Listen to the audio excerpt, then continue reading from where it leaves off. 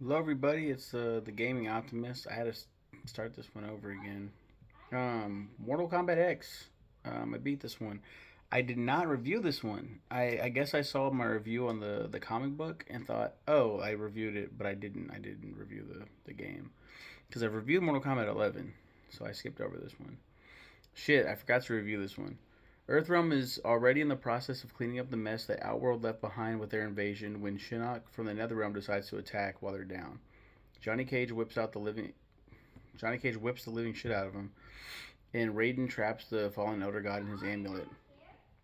25 years later, we get the Combat Kids, Cassandra, Cassie Cage, daughter of Johnny and Sonya, Jacqueline Jackie Briggs, daughter of Jax, Takeda Takahashi, son of Kinshi, and finally Kung Jin, the cousin of Kung Lao. These four are new recruits for the Special Forces. They must learn how to work together while evil people conspire to release Shinnok from his prison. Also, we gotta keep the peace with Outworld's new ruler Kotal Khan. Honestly, probably the strongest story from the second timeline. I really enjoy the new characters. All around fantastic experience. Yeah, probably the best out of the MK9, X, and 20 and MK11. Let's look at the roster. We got the Xenomorph alien from the Alien franchise. Really dope character. Jason, dope guest character. I'm gonna say best guest characters so far that we've ever had. Kung Lao. It throws me for a loop because the original costumes are like the alternates, kind of like with Deadly Alliance. It's very much a human, like older Kung Lao when he's a revenant. He is a revenant in the story. The revenants are mostly jobbers. Jax was a revenant at the beginning of the story. Now he's a farmer. He has Jackie, Jacqueline Briggs. Um, stuff is stuff is dripping. Um, and then Sonya, she is part of the special forces. Again, mother of Cassie Cage, newcomer Cassie Cage. She is she and Johnny were in love, and then they fell apart quickly. Um, she cared more about the special forces. He cared more about Hollywood when they really should have just been caring about their daughter. Now they both have a chance to kind of have this awkward co-parenting stage in the special forces because Johnny Cage has retired from acting at this point and is in the special forces. Um, Kinshi Takahashi, he is back. He is older. We see him at the beginning of the story as a young man helping out the Netherrealm invasion. Um, and he's just locked in. Like I got you. And then strained relationship with his son. He has a little subplot where he's trying to find the killer of their mom, his mom, Takeda's mom. Um, I forgot her name. It's not. I forgot. Um, Kitana again looks very normal. She's a revenant. She's one of the higher ranked revenants with a real story here. She and Liu Kang are like the highest ranking. Um, Scorpion's here. He is now a human. I forgot how it happened, but during MKX he somehow became mortal again, and he gets a bunch of he has the Shirai Ryu clan back, and he actually breaks bread and has a peace treaty with Kuai Liang Sub Zero. Very awesome and nice to see it. Shaking hands, they're now friendly. Um, Speaking of Kuai Liang, Sub Zero is back, of course. He's a good guy now. He is not no longer a revenant. He was a cyborg in the last game. Last we saw him, the comic book shows Quan Chi strip all of the cybernetics off of him because he claims it makes him weaker, and just he's back to being a human. He's a revenant, and then they free him of his revenant state. Him and Jax, those are the only two that get saved. Yeah, and then he joins the fray. Um, then we have Melina. She is so much cooler in this game than she was the last one. She's not like crazy and insane Joker dancing around. She's a savage. She's like gonna whoop some ass. She is taken over for Shao Kahn. her daddy, her father. And in this timeline, Khan is a title. Like from here on out, Shao Kahn is not his name. His name is Shao, and he became a Khan. So she was Melina Khan for a little bit, and then was overthrown by Kotal Khan. A bunch of people turned on her. We'll get back to her in a second. Uh, yeah, Takeda Takahashi, you already talked about him. He is Kenshi's son. He's dope. Probably the dopest out of all the kids. Cassie Cage. I really like Cassie Cage. She's like the new main character, basically. Um, Jackie Briggs. I think she's all right. Kung Jin's really cool. First openly gay character, or first gay character, I guess, in Mortal Kombat history. I guess if you want to retcon it, Melina is, because Melina did some pretty gay shit with Tanya. And now that's like officially canon in the newest timeline. Kung Jin is gay, and his clan don't like him, and he's ostracized for it. He has a lot of potential as a character. I really wish he'd come back. I hope he comes back. I hope all the combat kids come back. I like the combat kids. They're very polarizing characters. I was really pumped for this game when they announced it, because I was like, oh my god, they're gonna have like so many new characters. This is what Ed Boon wanted, and then it was like, oh, this is a lot of like returning characters. Every time they announced a returning character, I was like, why? Like, stop. Um, Tanya is back since Armageddon, so we had a break, two game break. Um, and she's dope. She's actually in the story, so there's storyline implications here. She is fully behind Melina with Rain. Rain is non-playable in this game. He's a non-playable character. Um, she is a NPC you can fight too, but then she becomes a downloadable character. She's really cool. I like her. And then yeah, like I said, her and Melina did some gay shit together.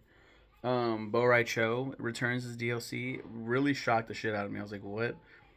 He's fine. I'm not. I was an MK apologist. I think it's dope that they put Bo in this game. A lot of people were like, they should have put like Lee May or someone else in this game. I agree with that too. But Bo's awesome. Especially if you want to retcon the whole flatulence and shit. We got Leatherface, Texas Chainsaw Massacre. I love the series, so I didn't mind when he was announced. He is one of like the weaker characters, but I think he's cool. Personally, I like him. I'm biased. Predator. Speaking of bias, my wife loves Predator. I love the series as well. I think he's a perfect fit. There's Shinnok being playable again, little bitch ass. He's always playable. He is surprisingly not the boss. It's corrupted Shinnok. It's a corrupted version of himself. That's giant demon. It's like Dark Khan and Blaze done right. It's a really dope design. And Shinnok's cool in this game too. They really ramped up his deadliness, like his threat level. Like he feels like, okay, yeah, this is a fallen elder god. Sure, he gets fucking his ass handed to him by Johnny Cage. That just bumps up Johnny Cage even more with the way that Shinnok's presented. And then when he returns, it feels like this is a bad. This is like, oh, like things are gonna go south pretty fast. Um, Kano's here. Kano's here. Kano's here, returning. I like his design in this game, even though he has Su Hao's heart transplant thing. It's smaller, but it's still Su Hao very much. Um, he's cool. He's been chilling in Outworld, just scrounging, getting by. Johnny Cage is back. We talked a little bit about him, the hero. Now the the hero's father. Um, Aaron Black is a new character. I really like Aaron Black. He's like an old western guy who was from like Earth Realm during the like 1800s or whatever, like the Wild West days. Like the Wild West days, and he's got like the guns and everything, and then he he found his way to Outworld somehow, and now he's like lived this long because he's been in Outworld or whatever the fuck. I can barely concentrate. Liu Kang is a Revenant. He's like Daddy Revenant. He's the main Revenant. He has one of the best lines. He goes, he's him and Kung Lao attack Raiden, and then he goes, and this is in the trailer as well for Liu Kang. He was like, "What troubles you, Raiden? More visions of the future?" And I was like, "Yes." I was like, "Yes, fucking eat that man alive. He deserves nothing but the worst in life." Um, Ermac is in here. He's backing up Kotal Khan. He and Reptile were with Melina. Now they both turned on her, which resulted in Baraka's death. There's a lot of NPC deaths in this one too. Um, Kotal Khan. I love Kotal Khan. I think he's really cool. Farah Tor. They're from this nomadic species race where there's a mount and there's a rider. And Tor is the mount, Farah is the rider. Farah is really the main character. Tor is just a big brute, and he's fucking people up. I think they're interesting. Devora, I hated when I first saw her and heard her, and I was like, oh, she's some insect lady. But they really like Quan Chiified her in this story. They made her a very important character. She's a double agent. She's working with Kotal, and then she's actually secretly conspiring with NetherRealm, Quan Chi, to release Shinnok. It's fucking brilliant. It really made me like, okay, I like her. She's cool. There's Raiden. He's back. I actually feel kind of bad for him because like he's so stupid in MK9 that it's like, you fucking idiot. Like you're such an idiot, dude. Um, he uh he has to pay for his sins in this game. And he knows the threat of Shinnok very well, so he's gonna try to fight him. Uh, there's Quan Chi. Quan Chi returned this game. I think this is one of his weakest appearances yet. I mean, MK1 is pretty weak too.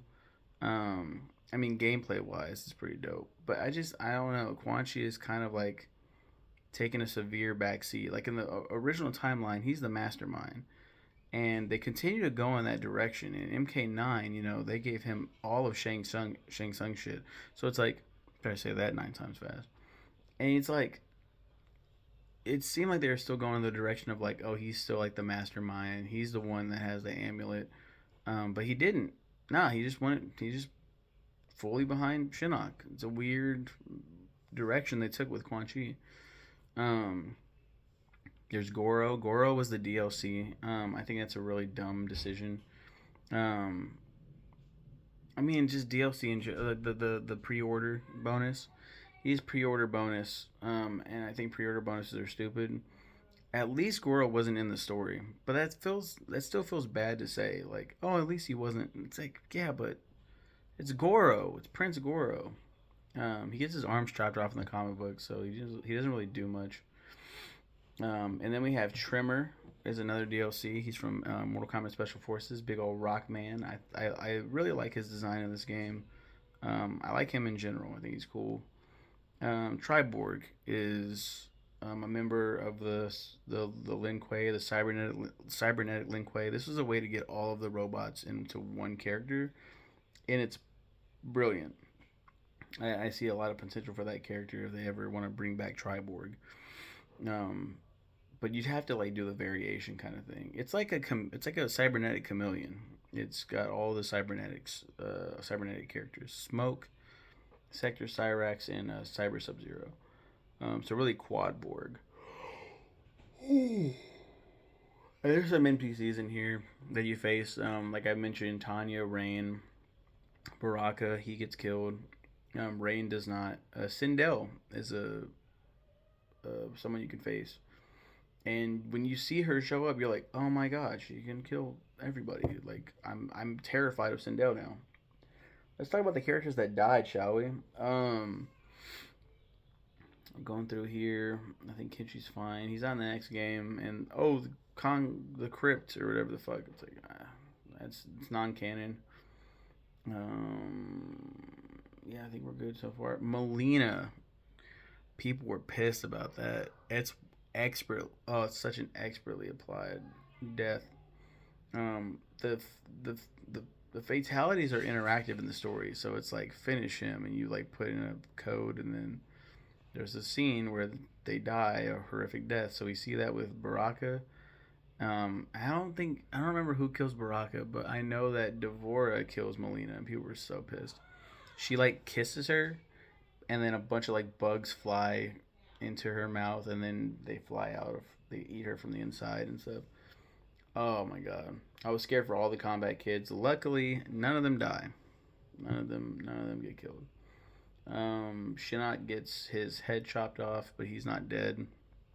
Um, gets his head sliced off by a Dark Raiden. Dark Raiden is back for a second. Spoiler alert.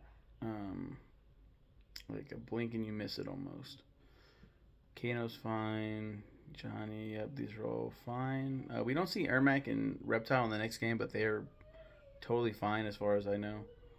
Ferrator is fine. Devore is fine. Damn, so all these characters are fine. Here's Quan Chi. He gets his fucking head chopped off by Scorpion, and it's like, yes, he finally got his revenge, but at what cost? Because Quan Chi was the only one that could release the hold on all the revenants. Um, but yeah, that's it. So that's Mortal Kombat X. You guys have a wonderful, wonderful day, and take care.